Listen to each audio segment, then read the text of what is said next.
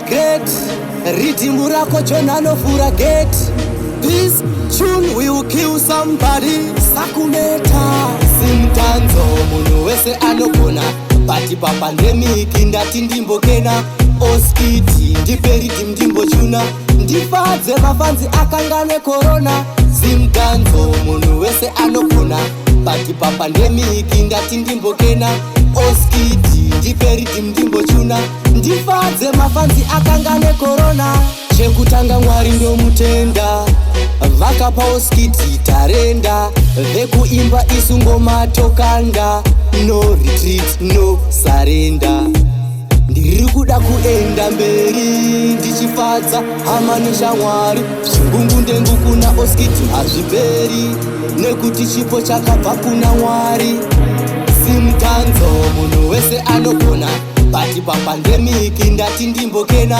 Oskiti ndiperi ndimbochuna. Ndifadze mafanzi akangane corona. Simtanzo munhu wese anogona. Bati pa pandemic ndati ndimbokena. Oskiti ndiperi ndimbochuna. Ndifadze mafanzi akangane corona. Tinoda kusununguka tichifara tose takapombonoka.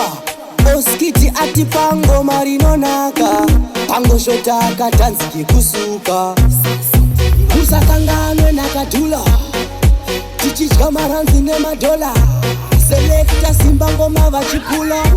Sakume stage ndichirula. Now it's time for an action. Sakume, I want to see everyone's reaction. Because to me music is a mission. I don't take it as a competition. All thanks to Oskiti production. He is the maddest, the baddest. Baku producer my him is the best. Usingatenderani naso get lost. Ndini vanhu vanozotitumira maghost. Saka ngoma ndichapakura. Kumasura ndimbodzokera. Oskiti vaudze vanoshoora. Sakume arira.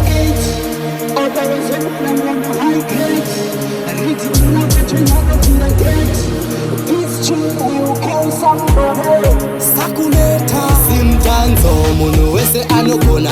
Bati pa pandemic ndati ndimbokena.